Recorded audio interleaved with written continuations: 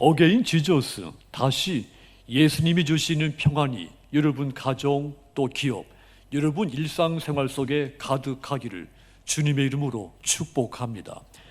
지난 한 주간 동안에는 반모섬의 시간 속에서 성령의 감동이 되시고 내 사명이 무엇인지를 깨닫고 그 사명을 잘 감당하며 한 주간을 사셨다면, 이번 주에는 성령으로 충만해서 서로 하나가 되시고 교회에서 헌신되고 충성된 일꾼들이 다 되시고 땅끝까지 예수님의 이 십자가 복음을 전하며 사시는 여러분들이 다 되시기를 주님의 이름으로 권고를 드립니다.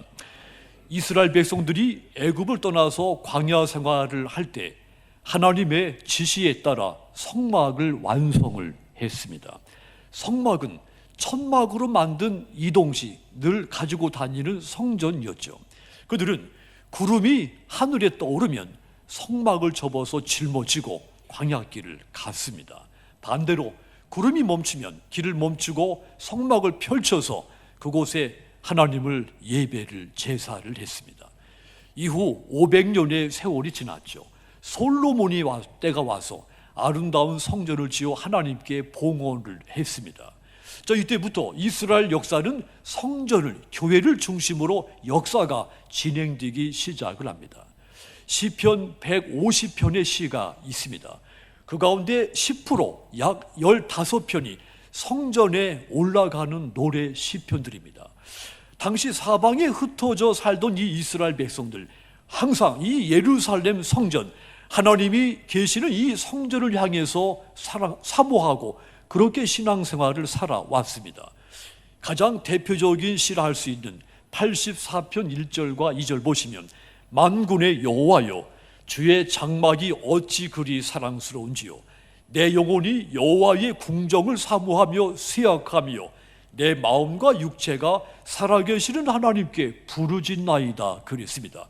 또 84편 10절도 이어서 보시면, 주의 궁정에서의 한 날이 다른 곳에서의 첫날보다 나은즉 악인의 장막에 사는 것보다 내 하나님의 성전 문지기로 있는 것이 좋사오니, 몸과 마음이 쇠약해지도록 하나님의 성전을 사모하고 사랑한다 했습니다.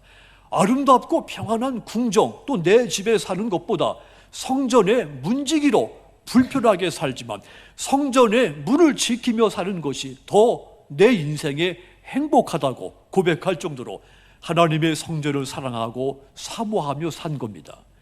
본문 속에 이 성전과 관련돼서 스가랴 선지자가 환상을 봅니다. 자, 이 환상은 하나님의 성전을 성전답게 만드는 힘이 무엇인가 분명히 깨우쳐주는 메시지입니다. 동시에 이 메시지는 오늘날 지상에 있는 모든 교회를 교회답게 유지하는 힘이 무엇인지, 교회가 갖춰야 할 모습이 어떤 모습인지를 말씀해 주고 있는 메시지입니다. 한마디로 교회는 성령이 끊임없이 역사하는 공간, 공동체가 되어야 한다는 뜻입니다. 그 근거로서 스가랴 선지자가 본 환상에 감람나무에서 공급되는 기름이 바로 교회에 공급되는 성령의 능력을 의미하고 있는 것이기 때문이죠. 6절 다시 보십시오. 그가 내게 대답하여 이르시되, 여호와께서 스룹바벨에게 하신 말씀이 이러하니라. 만군의 여호와께서 말씀하시되, 이는 힘으로 되지 아니하며 능력으로 되지 아니하고, 따라합시다, 오직 나의 영으로 되느니라. 아멘. 오늘날 교회가 어두운 세상에 빛을 밝힐 수 있는 원동력이 무엇입니까? 목사에 있지 않습니다. 또한 교회의 어떤 그 권위에 있지도 않습니다. 교회가 진리의 등불을 들고 세상에 나가서 외칠 수 있는 그 힘, 어디에서 나오는 것입니까? 오늘 말씀 그대로입니다. 문자 그대로입니다. 주의 영이신 성령의 능력만이 교회로 하여금 진리의 빛을 비추게 만드는 것입니다. 그래서 교회는 성령의 능력으로 언제든지 가득 차 있어야 됩니다. 스가랴 선지자가 본 감람나무에서 등잔으로 끊임없이 기름이 흘러가듯이 성령이 교회 안에 끊임없이 흘러 넘칠 때 교회가 진리의 빛을 비출 수가 있게 되는 겁니다. 초대교회 훌륭한 예배당이 있었던 시대가 아니었습니다. 이 초대교회 때 위대한 학자들, 돈 많은 부자들이 있었던 것도 아닙니다. 힘 있는 권력자가 초대교회에 있었던 것이 아닙니다.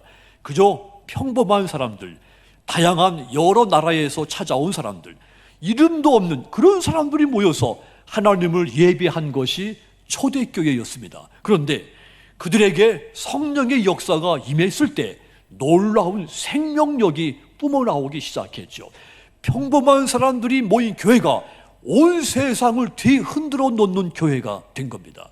성령의 역사가 있는 교회가 교회다운 교회가 된다는 뜻입니다. 성령의 역사가 있는 교회, 살아있는 교회, 세상을 변혁시킬 수 있는 그런 교회가 될 수 있다는 뜻입니다.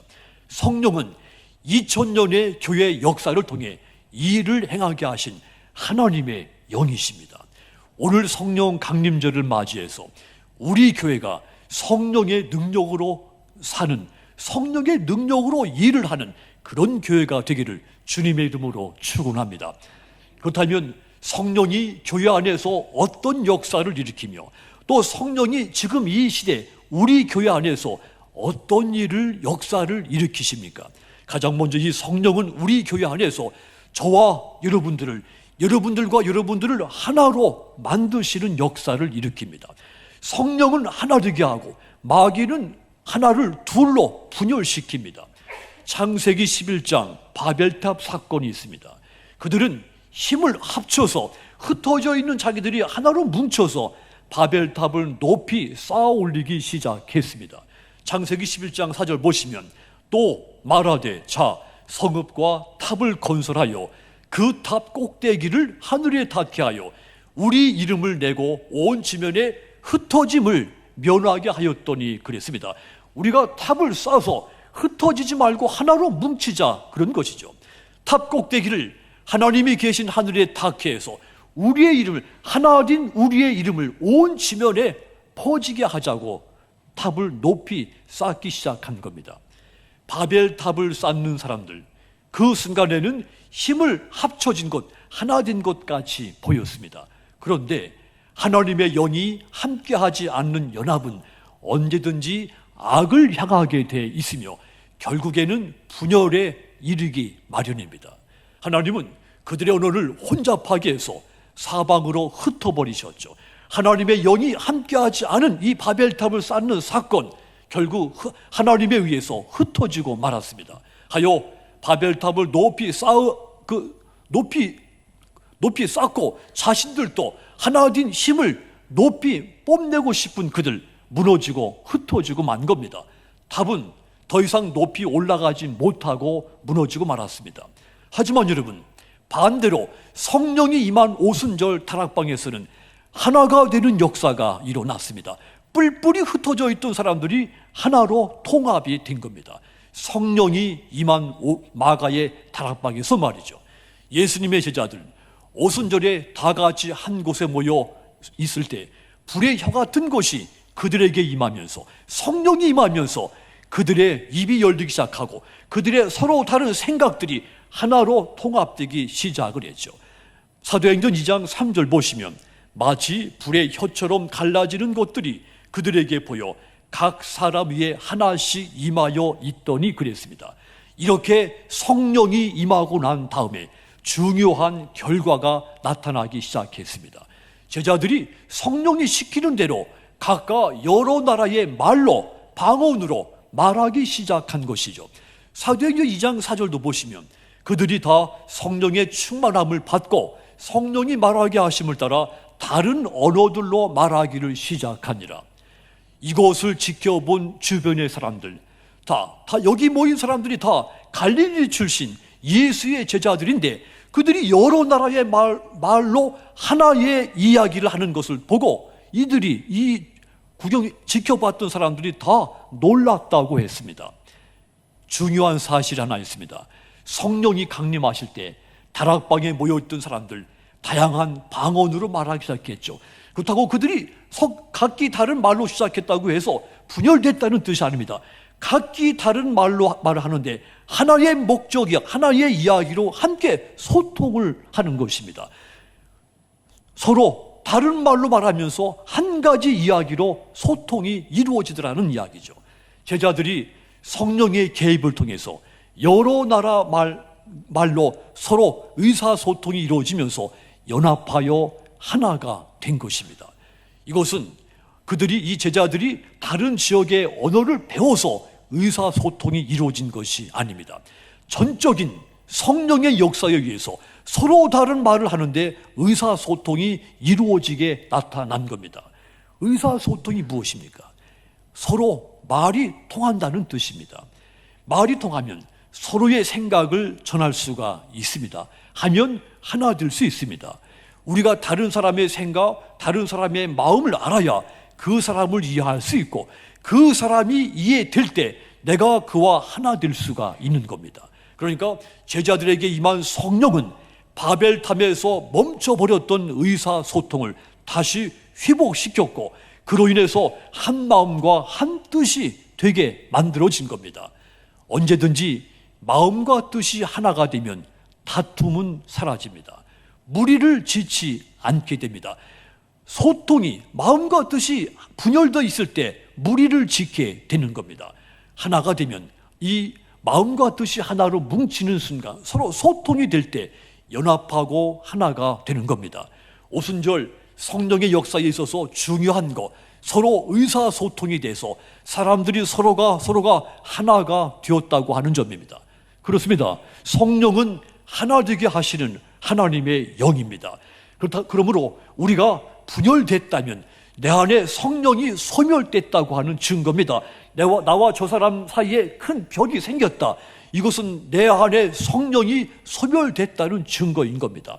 성령은 미워했던 그 사이를 사랑으로 하나가 되게 만들고 시기와 반목과 질시로 나뉘어졌던 그 사이를 서로 용납하게 해서 하나 되게 합니다. 갈라졌던 마음을 다시 하나로 통합시키는 것이 하나님의 영 성령의 역사입니다. 이처럼 성령으로 하나 된 그들 한 자리에 모여서 서로 교제하며 떡을 떼며 기도와 찬송하기를 힘썼다고 했습니다.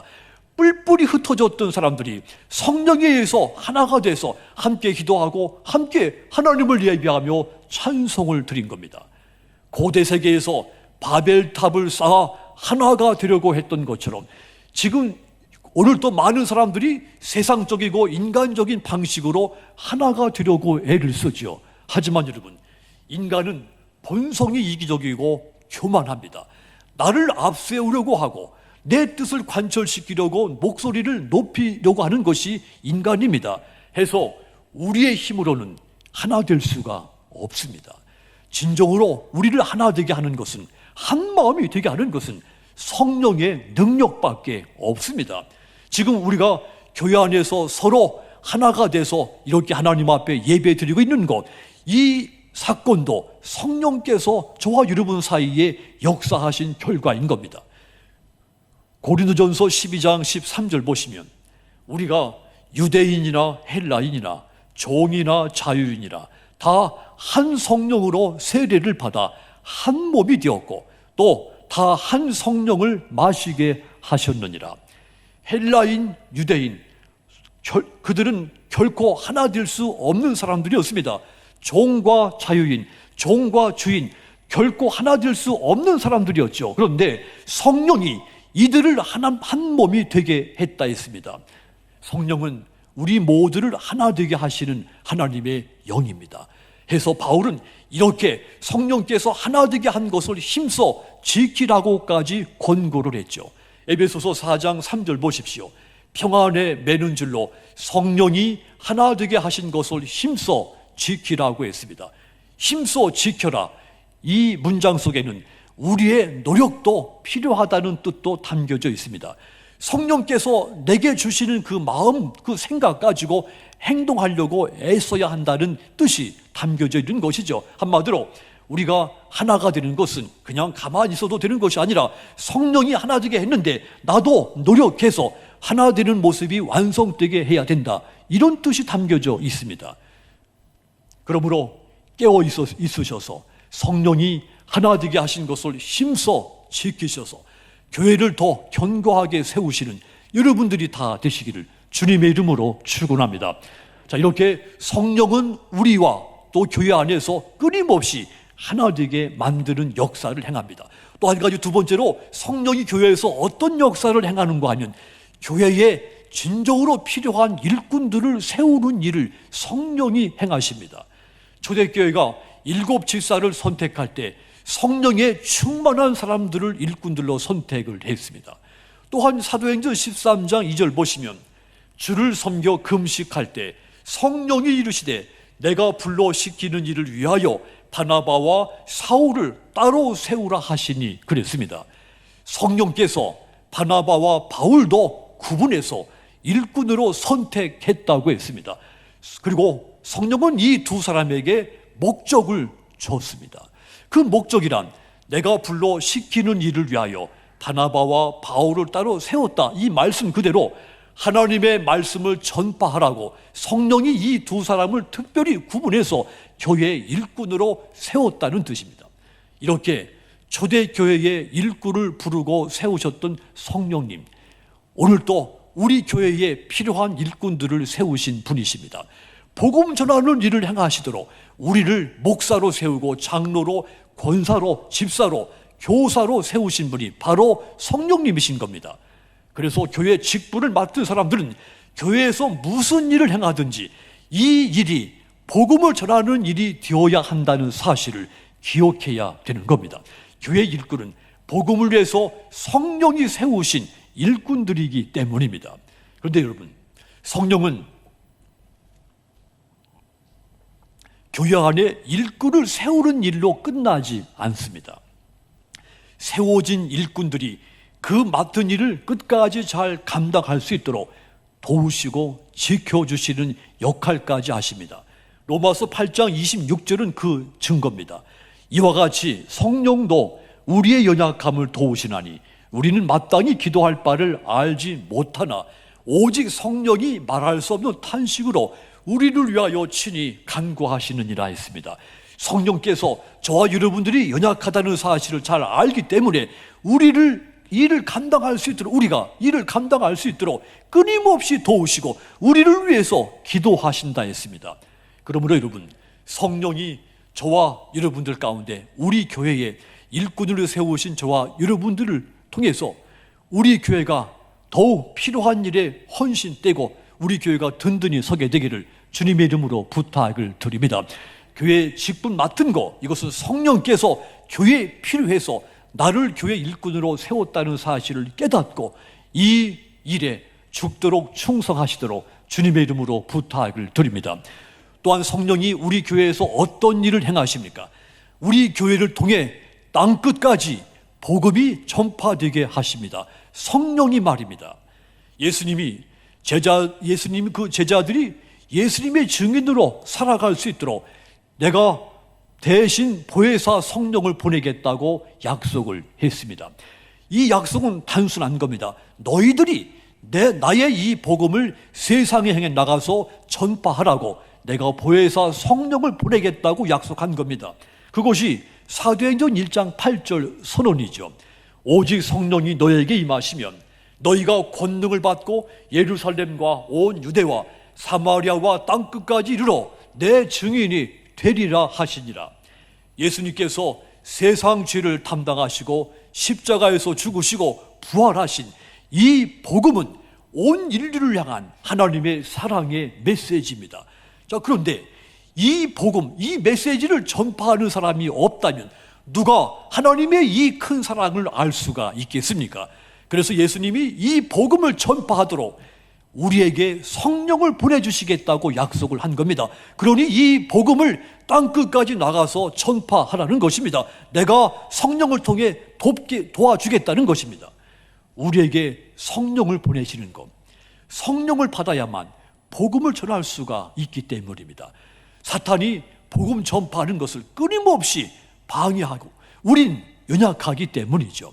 그래서 복음은 오직 하나님의 영, 주님이 대신 보내신 성령의 보혜사 성령으로서만 이 복음을 땅끝까지 전파할 수가 있습니다. 성령은 이 일을 지금도 행하고 계신 겁니다. 오늘 본문 6절 끝부분을 다시 보십시오.